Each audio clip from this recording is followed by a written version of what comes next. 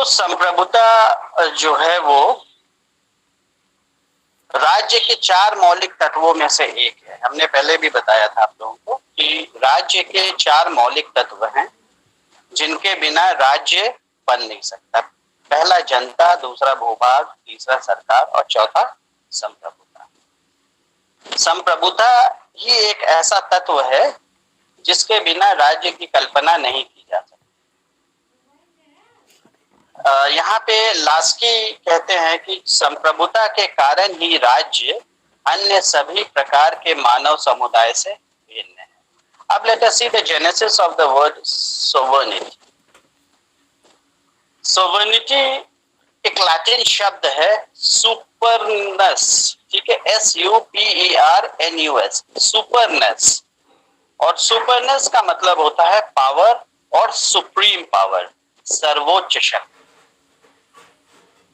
संप्रभुता को कई नाम से हम लोग बुलाते हैं, जैसे प्रभु सत्ता, प्रभुत्ता इत्यादि, ठीक है, जिसका अर्थ होता है कि राज्य की सर्वोच्च शक्ति, ऐसी शक्ति जिस पर किसी अन्य शक्ति का नियंत्रण ना हो। It is the ultimate power of state and there is no power above the sovereign और the sovereignty. It is the ultimate power. उसके ऊपर कोई शक्ति नहीं होती है, ना ही कोई संप्रभुता को कोई शक्ति नियंत्रित कर सकता है। यह शक्ति राज्य के अतिरिक्त किसी अन्य समुदाय के द्वारा प्रयुक्त नहीं किया जा सकता है। This power cannot be exercised other than the state. No other community or society can become sovereign within a state. It is the characteristics of a state. राज्य का ही जो है ये एक कैरेक्टरिस्टिक है और ये शक्ति राज्य के पास ही होती है। अगर राज्य संप्रभु है तो वो राज्य है। अगर उसकी संप्रभुता किसी दूसरे, जैसे फॉर एग्जांपल मान के चलिए 1945 से पहले भारत तो था, लेकिन भारत एक राज्य के रूप में नहीं था, एक स्वतंत्र राज्य के रूप में नहीं था। Good morning sir. बेटा अनम्यूट कर लो, गुड मॉर्निंग वगैरह बाद में हो जाएगा। बीच में आप टोकोगे तो फिर हम क्लास कंटिन्यूटी खत्म हो जाएगी, हम नहीं कर पाएंगे, है ना। आपको अभी क्लास जब मैं बता दूंगा उसके बाद आपको पूरा समय मिलेगा, जो भी आपको पूछना है पूछ लीजिएगा, ठीक है। तो 1945 से पहले जो है वो भारत जो है एक स्वतंत्र राज्य नहीं था। क्यों? क्योंकि हमारे पास संप्रभुता नहीं थी। हम किसके संप्रभुता के अधीन थे? We were under the sovereignty of the British empire, है ना। तो इस वजह से जो है वो भारत को राज्य का दर्जा नहीं मिला हुआ था। भारत को राज्य का दर्जा कब मिला? जब 1945 15 अगस्त को जब हमको स्वतंत्रता मिली तो हमको हमारी संप्रभुता वापस मिल गई। And from then till today we are a complete and a free state. यहाँ पे जेनिलिंग्स कहते हैं कि संप्रभुता राज्य की वह विशेषता है जिसके आधार पर इसकी अपनी इच्छा के अतिरिक्त इसको कोई कानून द्वारा बाध्य नहीं कर सकता, अथवा इसकी अपनी शक्ति के अतिरिक्त इसको कोई दूसरी शक्ति सीमित नहीं कर सकती है। देखिए बहुत अच्छी बात जेनेलिंग्स ने कहा है कि संप्रभु राज्य की विशेषता यह है कि कोई भी राज्य को किसी कार्य करने के लिए विवश नहीं कर सकता है। No one can compel the state to do any exercise except, सिर्फ राज्य की अगर अपनी इच्छा है तभी वो कार्य करेगा। संप्रभु राज्य की आत्मा है। जिस प्रकार आत्मा के बिना शरीर होता है उसी प्रकार संप्रभु के बिना राज्य होता है, ठीक है। नाउ संप्रभु के प्रकार, how many types of sovereignty are there? There are a few types of sovereignty. पहला इंटरनल सोवर्निटी, आंतरिक संप्रभुता। आंतरिक संप्रभुता का मतलब होता है कि राज्य अपनी सीमा के अंतर्गत सर्वोच्च एवं संपूर्ण शक्ति संपन्न है। यानी with in the boundaries of a state the state is all powerful, उसके अलावा और कोई शक्ति नहीं। राज्य के अंतर्गत समस्त व्यक्तियों अथवा व्यक्तियों के समूह और समुदाय पर राज्य का एकमात्र और एकाधिकृत अधिकार चलती है। राज्य में जितने भी, राज्य के अंदर जितने भी नागरिक हैं, जितने भी लोग हैं, जितनी भी संस्थाएं हैं, सबके ऊपर किसका अधिकार है? राज्य का अधिकार है। और यही संप्रभुता होती है राज्य। इसी को हम आंतरिक संप्रभुता कहते हैं। यदि कोई राज्य की आज्ञा का उल्लंघन करता है तो राज्य उसे कठोर से कठोर दंड देकर अपनी आज्ञा पालन कराने के लिए विवश कर सकता है। इस प्रकार राज्य की सीमा के अंतर्गत कोई भी सत्ता राज्य की शक्ति को चुनौती नहीं दे सकता है। यहाँ पे लास्की कहते हैं कि वह प्रदेश या राज्य के सब मनुष्यों तथा समुदायों को आज्ञा प्रदान करता है और उसे उनमें से कोई आज्ञा नहीं देता है। उसकी इच्छा पर किसी प्रकार का कानूनी प्रतिबंध नहीं होता है। किसी विषय में केवल अपनी इच्छा की अभिव्यक्ति मात्र से ही उसे वह करने का अधिकार मिल जाता है जो वह करना चाहता है।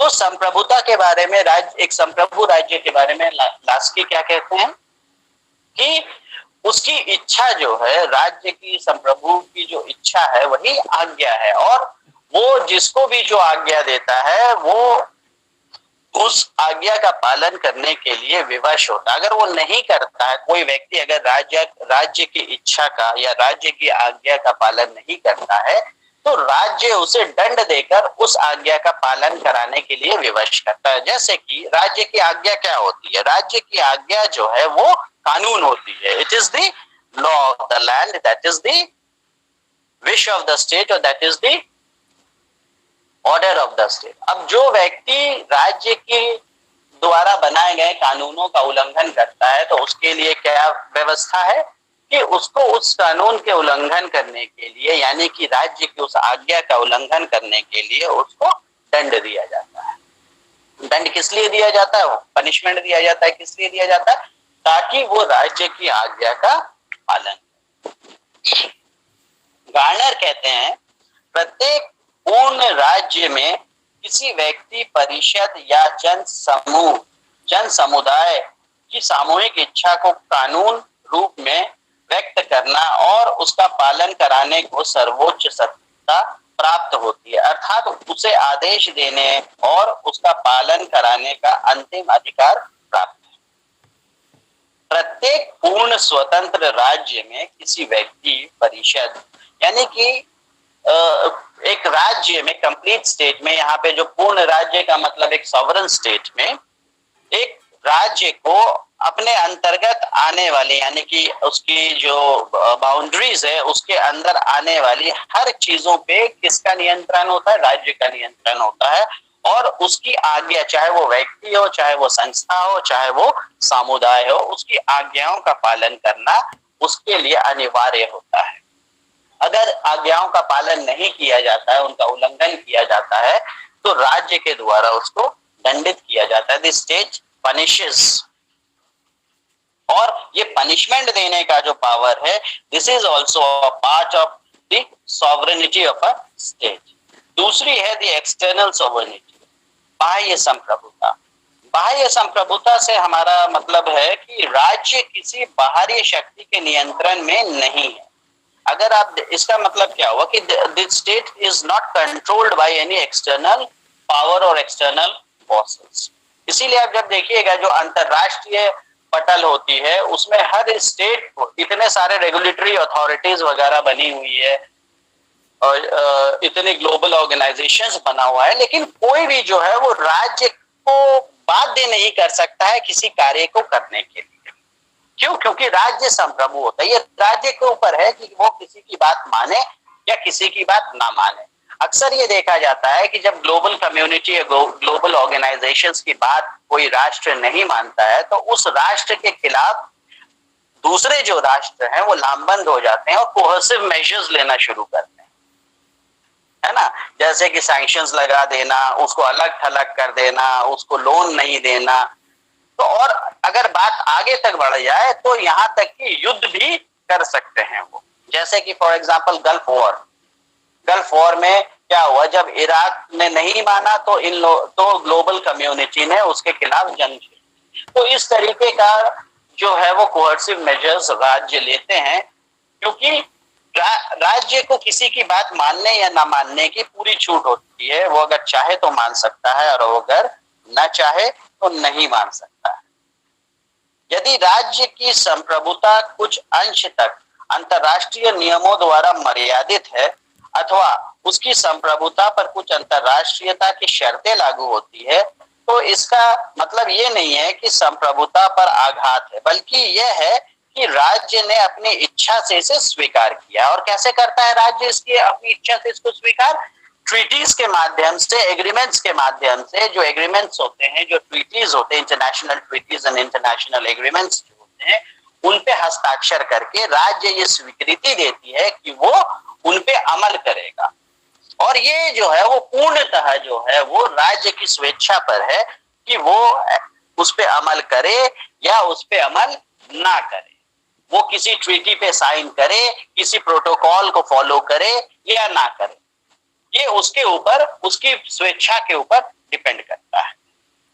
लास्की यहाँ पे कहते हैं कि आधुनिक राज्य संप्रभुता संपन्न राज्य होता है, मतलब कि ये अन्य राष्ट्रों के समक्ष स्वतंत्र होता है और अपनी इच्छा को उसके विषय पर इस प्रकार व्यक्त कर सकता है कि उस पर किसी बाह्य शक्ति का कोई प्रभाव पड़ने की आवश्यकता नहीं। इस तरीके से राज्य की जो संप्रभुता है वो आंतरिक और बाह्य रूप में अमर्यादित होती है। अन्य राष्ट्रों के समक्ष स्वतंत्र होता है, वह अपनी इच्छा को उसके विषय में इस प्रकार व्यक्त कर सकता है कि उस पर किसी बाह्य शक्ति का कोई प्रभाव ना पड़े। So the state is always at liberty to express its will in international community or on the international platform, और वो किसी के दबाव में आके जो नहीं करता। ये अलग बात है कि there is a difference जब हम उसको थ्योरेटिकली बोलते हैं और जब हम उसको प्रैक्टिकली देखते हैं। अक्सर ये देखा जाता है कि अंतरराष्ट्रीय पटल में भी जो है वो प्रेशराइजेशन होती है, वहां पे भी गुटबंदियां होती है और कभी कभी जो है वो प्रलोभन देके या कुछ करके राज्य को जो है वो किसी चीज पे बाध्य किया जाता है। और राज्य को बाध्य करने का मतलब ये नहीं है कि जबरदस्ती है उसके ऊपर कि नहीं हाथ पकड़ के उससे 10 साइन करा लो, ऐसा नहीं है। राज्य को जब लगता है कि उसको फायदा होने वाला है या उसको साइन नहीं करने से शायद उसको बहुत बड़ा नुकसान होने वाला है नहीं मानने से, तो राज्य जो है कभी कभी ऐसे दबावों में आ जाता है। This is the practical part of it. लेकिन संप्रभुपूर्ण राज्य जो है वो इट इज वेरी क्लियर, ये बहुत ही क्लियर है कि वो अपनी इच्छा का प्रकट हर जगह करता है और किसी के द्वारा जो है वो बाध्य नहीं किया जा सकता है।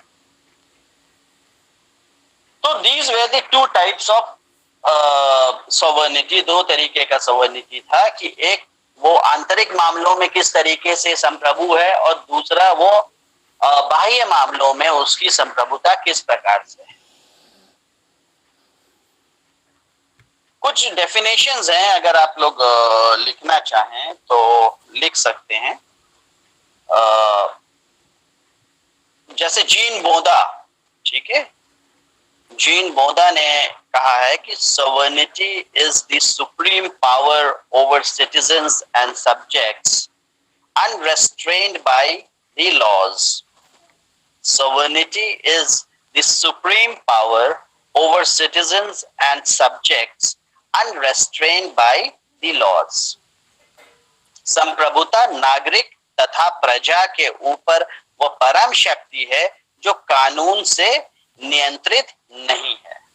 That means बोधा क्या कह रहा है कि ये एक सर्वोच्च शक्ति है जो कि कानून से ऊपर है। क्यों? क्योंकि संप्रभु ही जो है वो कानून का निर्माण करता है। जो संप्रभु होता है वही कानून का निर्माण करता है। फॉर एग्जाम्पल, जो भी हेड ऑफ द स्टेट होता है कहीं पे भी, चाहे वो डेमोक्रेसी हो, चाहे वो मोनार्की हो, चाहे कोई और फॉर्म हो, तो जो हेड ऑफ द स्टेट होता है वो क्या करता है, वो सॉवर्निटी को एक्सरसाइज करता है। और इसी वजह से उसको जो है वो कानून से एग्जेम्पशन होती है। जैसे आपके हमारे यहाँ पे हेड ऑफ द स्टेट कौन है, भले ही वो टिटुलर हेड हो, प्रेसिडेंट ऑफ इंडिया। तो प्रेसिडेंट ऑफ इंडिया को ये इम्यूनिटी है कि उसके ऊपर जो है वो किसी भी अपने कार्य की संपादन करते हुए उसके ऊपर कोई भी कानून लागू नहीं होगा या उसको जो है वो किसी प्रकार का दंड नहीं दिया जाएगा। That means he has been exempted from the law. तो सॉवरेन जो होता है वो क्या होता है, वो कानून से ऊपर होता है, यानी कि कानून उस पर लागू नहीं होता। वजह क्या है, क्योंकि कानून का निर्माण और कानून का क्रियान्वयन संप्रभु के द्वारा ही कराया जाता है। दूसरा है ग्रेशियस का। ग्रेशियस कहते हैं sovereignty is the supreme political power vested in him whose acts are not subject to another and whose will cannot be overridden। प्रभु सत्ता उसमें निहित वह सर्वोच्च राजनीतिक शक्ति है जिसके कार्य किसी दूसरे के अधीन ना हो तथा जिसकी इच्छा का कोई उल्लंघन ना कर सके। प्रभु सत्ता उस व्यक्ति में या उस व्यक्ति समूह में निहित होता है, वो एक सर्वोच्च राजनीतिक शक्ति होता है और उसकी इस शक्ति को धारण करने वाले को अपनी इच्छा प्रकट करने की पूरी आजादी होती है और इसके इच्छा का कोई उल्लंघन नहीं कर सकता है। अगर संप्रभु की इच्छा का उल्लंघन होता है तो वो दंड के भागी होते हैं। प्रोफेसर बर्गेस कहते हैं संप्रभुता नागरिकों के संगठन पर एक मौलिक, अनियंत्रित तथा असीमित अधिकार है। The original, absolute and ultimate power over individual subjects and association of subjects। यानी कि ये एक निरंकुश शक्ति है नागरिकों पे और नागरिकों के द्वारा बनाए गए संस्थानों पे, जिसके ऊपर किसी का अंकुश नहीं। एक एकाधिकार है, एक निरंकुश शक्ति है। It is an absolute power over the subjects and the association of subjects, जिसको कोई नकार नहीं सकता है।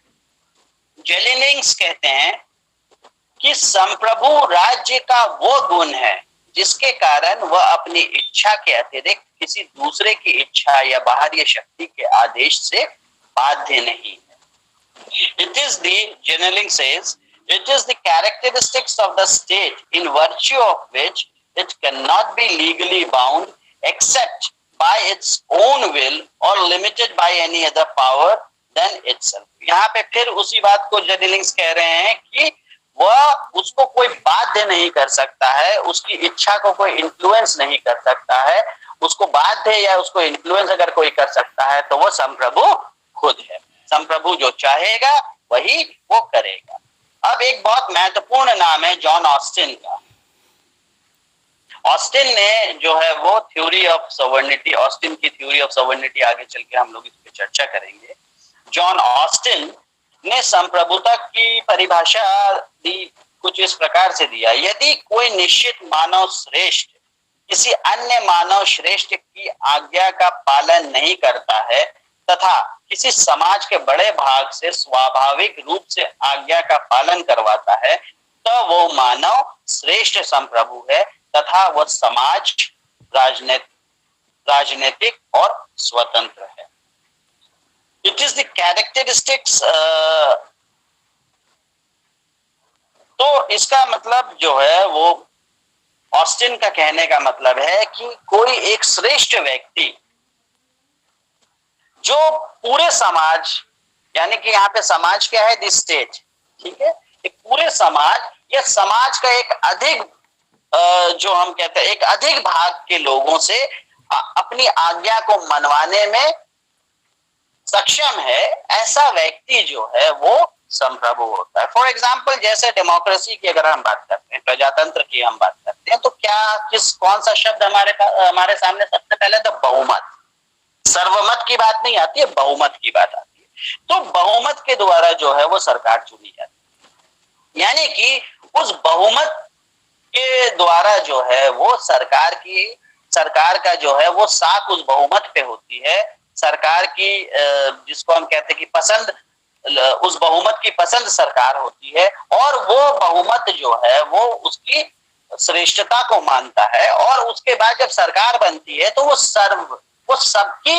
सबके ऊपर अपनी आज्ञाओं को देता है, सबसे जो है वो अपनी आज्ञाओं का पालन कराने का कोशिश करता है, कोशिश का इनफैक्ट आज्ञा पालन करवाता है। तो यहाँ पे जो है वो इंडिविजुअलिस्टिक अप्रोच है ऑस्टिन का, ठीक है। वो कहता है कि वो मानव जो है वो श्रेष्ठ संप्रभु है और वो समाज, राजनीतिक और स्वतंत्र है। It's a political and free state. Willoughby संप्रभुता के लिए कहते हैं कि संप्रभुता राज्य की सर्वोच्च इच्छा है। It is the supreme will of the state. Sovereignty is the supreme will of the state. यही चीज हम लोगों को जो है वो रूशो में भी, रूशो जब हम लोगों ने सोशल कॉन्ट्रैक्ट पढ़ा था तब भी इस बात का जिक्र हुआ था।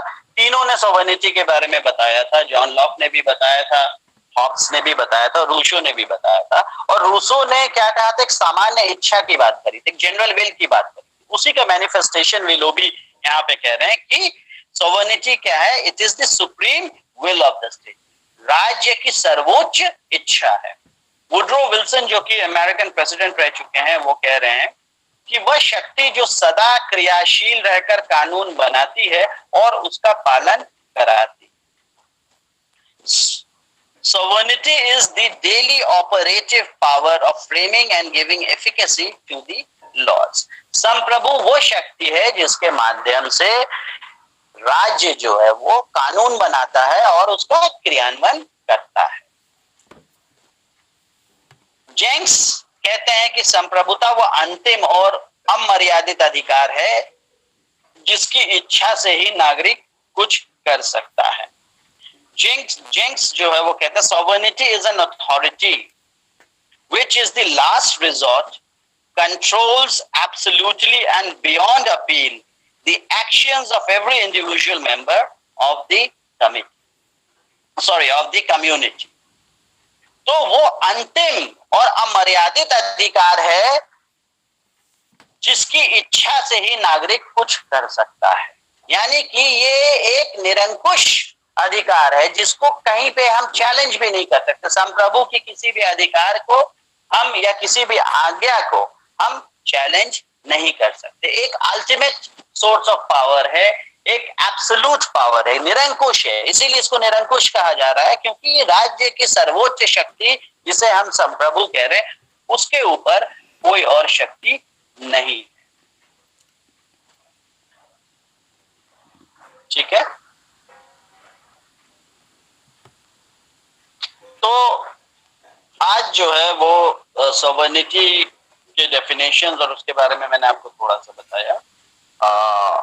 मैं उम्मीद करता हूं कि आपको समझ में आ रहा होगा। आगे हम इसके डेलिब्रेशंस करेंगे, इसके डायनामिक्स के बारे में भी हम लिखेंगे। अगर किसी को कुछ पूछना है तो एक एक करके प्लीज अनम्यूट करिए, है ना, एक एक करके अनम्यूट करके पूछ लीजिए। Listen, I am in a class, I will call you later.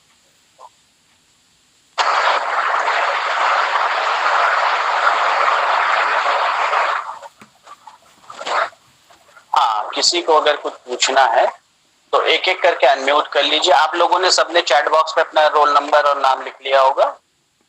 If you want to ask something. कौन है?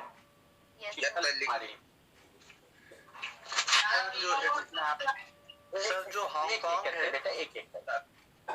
हाँ हाँ, बोलते जाइए।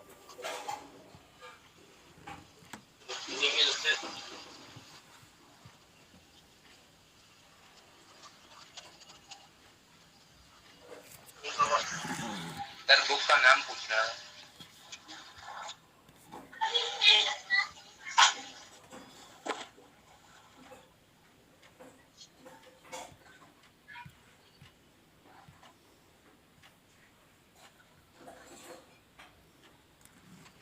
सर बुक का नाम बताया।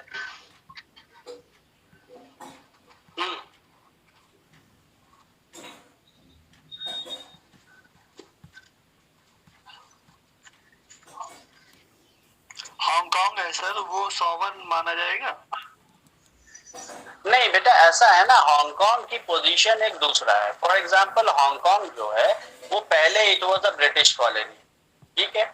उसके बाद जो है वो हांगकांग का जो स्टेटस है, जैसे आप मान के चलिए जैसे दिल्ली का एक स्टेटस है ना, दिल्ली स्टेट भी है ना, लेकिन उसके पास जो है वो एक अलग दिल्ली का स्टेटस है, that is the national capital territory of Delhi. तो उस वजह से स्टेट के सारे पावर्स जो है वो वहां के गवर्नमेंट के पास नहीं है, कुछ पावर्स जो है वो सेंट्रल गवर्नमेंट के पास है।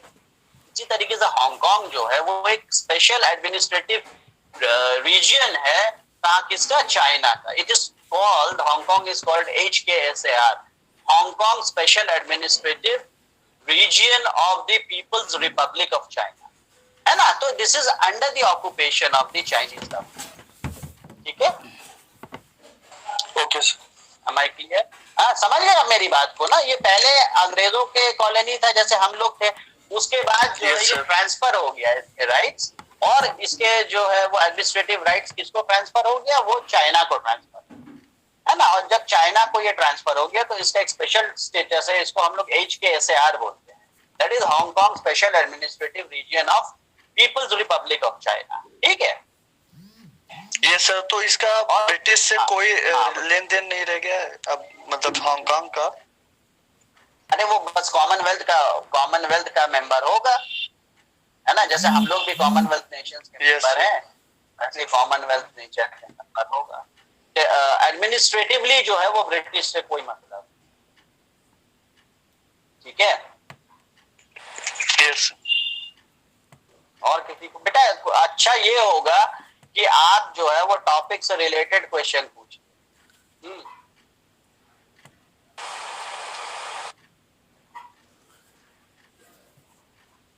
Okay boys, all the best students. Next class में Thank you so much, sir.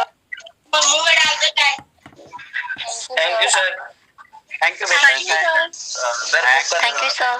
Thank you क्या सर। चाहिए आपको? बुक का नाम चाहिए कि कुछ जी हिंदी में? बुक का नाम बेटा ऐसा है कि पिछले बार ही हमने सारा